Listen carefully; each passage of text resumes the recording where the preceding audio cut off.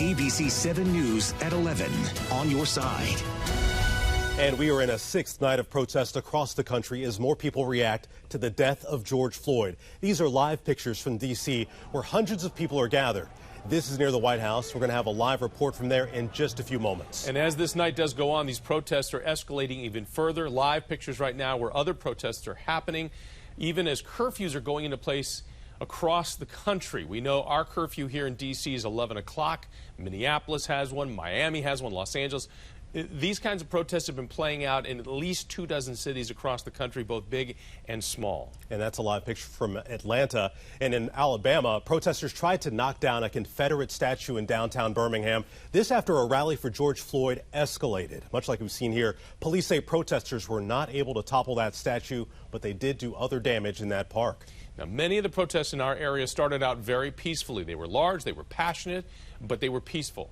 People are trying to get out a message of change and equality that is much needed. But we have seen a turn in the situation as the night has stretched on and as the sun went down. Now, we have live team coverage tonight in the district. Well, I can't stress this enough. So much of this day had been peaceful, and it just took a turn for the worse. You can see there is a massive fire here in the middle of H Street. This is right along Lafayette Square, right in front of the White House. Well, Carl, kind of a dangerous scene playing out just behind us, unfortunately. We are trying to keep a safe distance, but this is the AFL-CIO building. I know that there's a lot of profanities on the graffiti, and we apologize for that, but you can see that protesters are inside this building. They have broken through several of the windows and doors. But this is not the only fire burning tonight that we have seen. From coast to coast, there are problems. In Boston, we can show you what's happening there. There's a car that's burning in the intersection there. If we can go to that video, you can see this. And this is the situation in Boston. They had another protest there. Again, for the most part, it was peaceful, and then all of a sudden it erupted into violence. You can see the window completely smashed out there. Items from inside of that building. He just started a fire. He just threw something in there to start a fire. Now a fire going. We saw him looting the store here, and they were all coming out the window together, and we just saw the guy throw what looked like a Molotov cocktail inside to get a fire started, and clearly that is doing the trick. This pain has been experienced for over 100 years now. How many times are you guys going to beat us, kill us like we're not like you, like I'm not like her? We have the same organs, we have the same eyes, we have the same nose. We are one people. All we want is justice.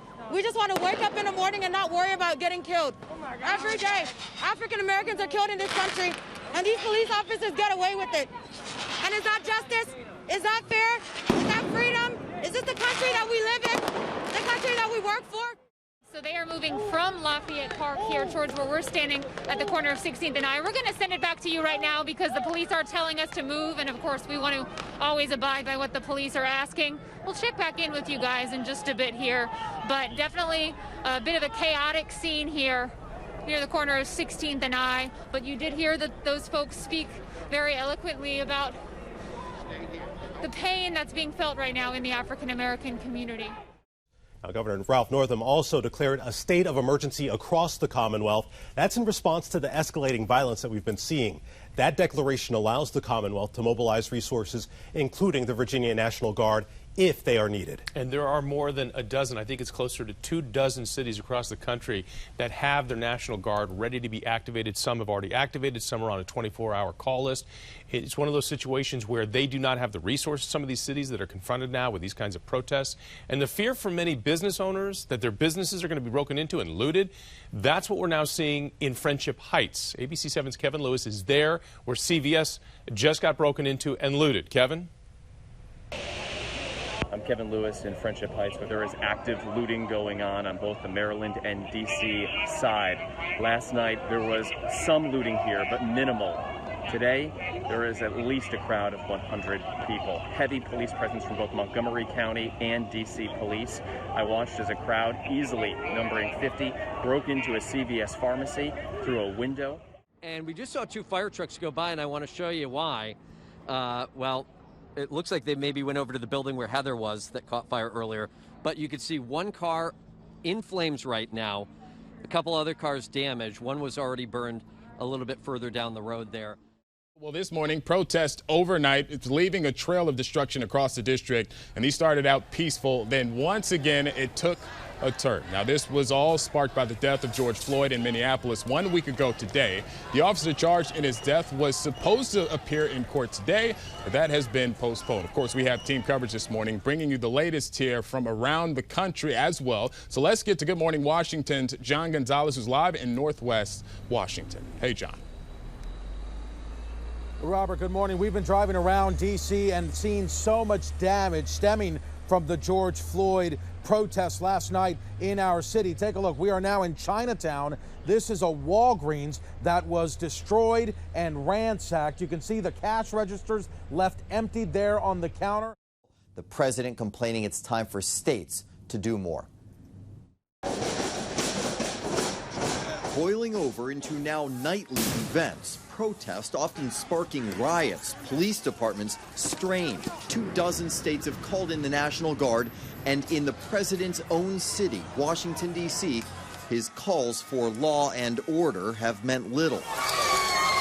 This is the reason that we have called in Atlanta and across this country for people to just take a step back, peacefully protest, and then please go home at 9 o'clock. According to the Associated Press, the president berated state leaders on Monday in a call, saying most of you are weak. You have to arrest people, claiming they look like fools. It is their responsibility to police their streets. They have the police power embedded in the Constitution. They have quite clearly, many of them, failed to do their job. But across the country, the protests are growing in number and intensity.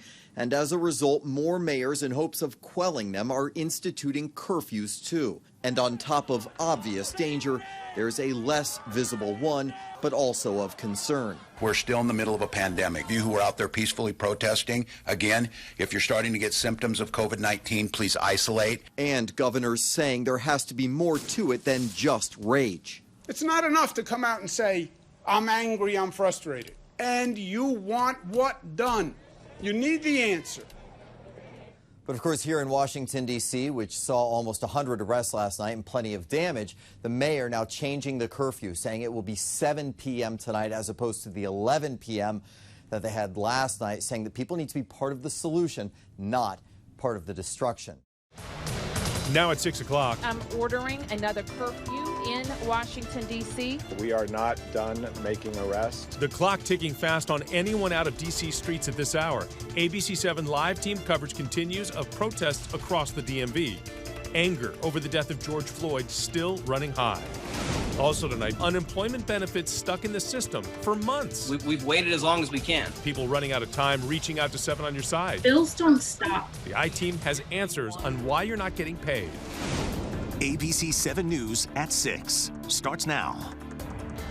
Please, 7 o'clock tonight, stay in. Let us do our job. Let us be able to find the people that are responsible who seem hell-bent on destroying our city. You heard it right there. Within the past hour, D.C.'s police chief urging people to stay home after another night of chaos and destruction in the district. That urging comes along with a 7 o'clock curfew for all of D.C. And that as we track more protests in the aftermath of George Floyd's death in police custody just a week ago today. New SkyTrack 7 video tonight is actually showing us a march through the streets of Gaithersburg and another outside the courthouse in Manassas. All so far have been peaceful. Now, ABC7 has team coverage tonight across our entire area. We begin with Tom Rousey, 1 hour from curfew in the district. Tom. It is, and now just a slight bit less than an hour, Michelle, but the crowd has not been shrinking. It's been growing in size and intensity throughout the afternoon, and right now it is as big as it's been all day outside of Lafayette Square, the White House in the distance, but you probably can't see it because there are so many people here. This, as we said, as a curfew is going to start at 7 p.m. If you are not a member of the media or you do not have an essential function, you can anticipate that local police and federal police will take you into custody. That is a warning. After a weekend of peaceful protests during the day, followed by chaos and destruction at night, city leaders are trying to take back control before any more damage is done. Every single American should be outraged by the murder of George Floyd. However, smashed windows and looting are becoming a bigger story than the broken systems that got us here. Meanwhile, protests continue near the White House. This isn't just one, incident. It's just 400 years of so much stuff. Members of this group said they were committed to nonviolence, but they are also committed to continuing to demand change. I personally am not for destroying buildings, but right now I am happy with the movement because it seems to be getting attention. Can you give us a sense of the direction that the police is forcing the crowd to move into? Which street are you on? What direction are they forcing the crowd? I am on the sidewalk of H Street, just north of Lafayette Square, which is just north of the White House. So essentially, these police you see right here, and they're advancing again. And now they're... Gosh. You see That's a photographer. What's going on now? A member of the press. Now there's just a lot of violence erupting. Ben, back up, back up.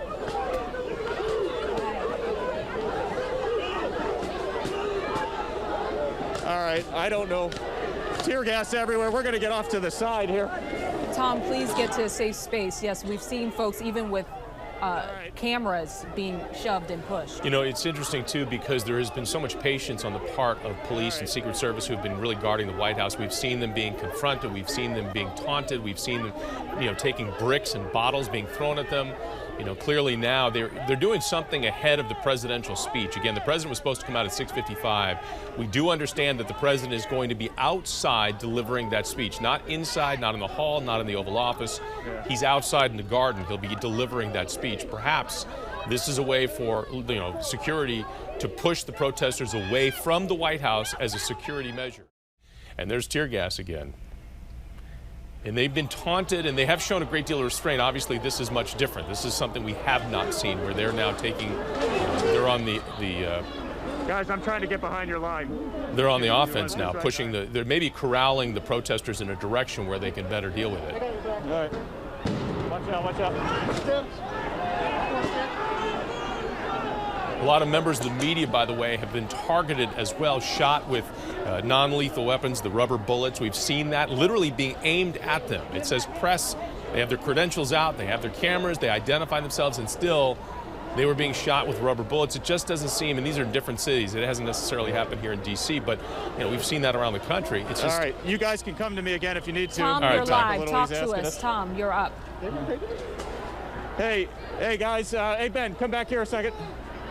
Police actually just took a couple steps back here, but this appears to be something the police are doing. I talked to protesters who said it was unprovoked. It appears they're trying to clear this area for that 7 o'clock curfew, and they started early.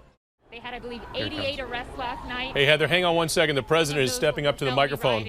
Heather, hang on one second. Let's get out to the, I think it's the Rose Garden where the president's going to give this speech. Let's cut over to there. Thank you very much. My fellow Americans, my first and highest duty as president is to defend our great country and the American people. What happened in this city last night was a total disgrace. As we speak, I am dispatching thousands and thousands of heavily armed soldiers, military personnel, and law enforcement officers to stop the rioting, looting, vandalism, assaults, and the wanton destruction of property. We must never give in to anger or hatred. If malice or violence reigns, then none of us is free.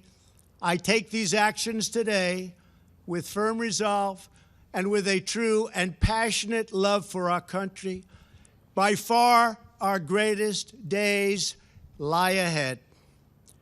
Thank you very much, and now I'm going to pay my respects to a very, very special place. Thank you very much.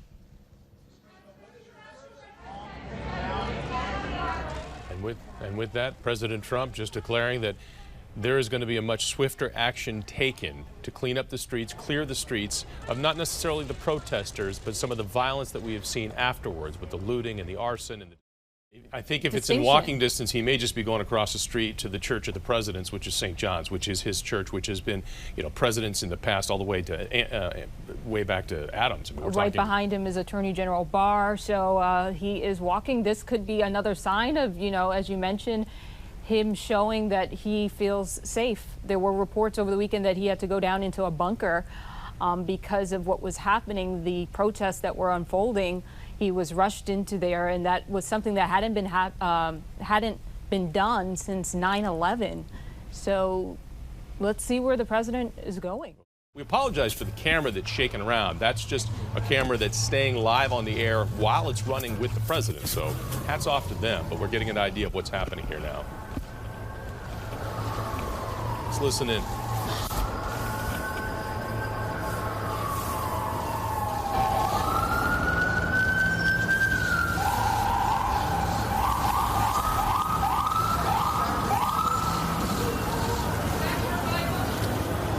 Hey, Bob.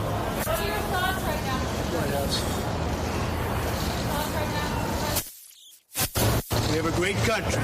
That's my thoughts. It's unclear whether they're going to go inside, whether they are going to make further remarks. We're just going to hang on this shot a little while longer till we can really assess what's happening here. There's the AG, Secretary of Defense, his press person. And I'm not sure if this was a photo op or this was just a stroll. I mean, I'm not sure what was going on here. But if Tom Rousey can hear us and he's got his mic open, maybe we could just listen. We can just listen to him for a second. Hold on. We have the greatest country in the world. Thank you very much, everybody. We're going to keep it nice and safe. We don't care about no curfew. We don't care about none of that. We don't care what they have to say. They kill us, nothing's done. People show with AR-15s, begging for a haircut, begging for stores to be open. But when we come out here and protest because a white man put his knee down on a black man and killed him in cold blood, and we come out here to protest that, this is what happens. That's why we out here. We're not going nowhere at all. We here. We here for as long as we can. We not running. We done. Tired of running. Were you aware that the president then visited St. John's Church back there? I was not aware of that. He's kind of trash, so, I mean, sorry. I don't know what kind of news all of this is. But, yeah, he's kind of trash, so I didn't really pay it much mind. My main concern was making sure that everybody that was in this crowd that was supporting us actually got home safely, and that these police officers, no matter if we agree with them or not, that they got home safely as well. Because if we're going to actually move forward, we need to be better than them. We need to humanize them because we want them to humanize us. So because I want them to go home, because I respect them as human beings, because I respect them no matter if they're white, black, whatever, I just wanted everybody to just listen. Just listen. The crowd didn't know why they were being pushed back. They didn't know that the president was going to be emerging from the White House grounds just moments after. But they were forcefully moving the crowd to make way for the president to make that stroll across the street to St. John's. And you kind of thought that the president was going to go into a side door and maybe go into the church and pray. But that didn't happen. It was basically a photo op. And now look at the streets, John. Clear. Once full with protesters. Well, true to his word, the president said he was going to get order restored, and that's really what we're seeing here. Again, the president came out, though, his first comments out of his mouth were, about George Floyd, about what happened a week ago today to George Floyd in the streets of Minneapolis with an officer with his knee on his neck, begging for air, and then asking for his mother before he went unconscious and died. 8.5 minutes that officer had his knee on George Floyd's neck. This was a man who was already in handcuffs, and it had 4 officers standing over him. And the original reason they got the call was because they said that he was trying to pass a $20 counterfeit bill. And that's what started it. But, as I've been reminded from friends of mine, they said, look, this didn't happen just because of George Floyd. There is a long list of names that join the ranks of the George Floyd. Instances where, they're basically were targeted and killed. And it had to do with really, really bad police work. And I don't even know if you can call it police work, because it's what we saw in Minneapolis last week. That was not police work. That was inhumane, and that was a case where a man basically killed another man, and we watched it happen.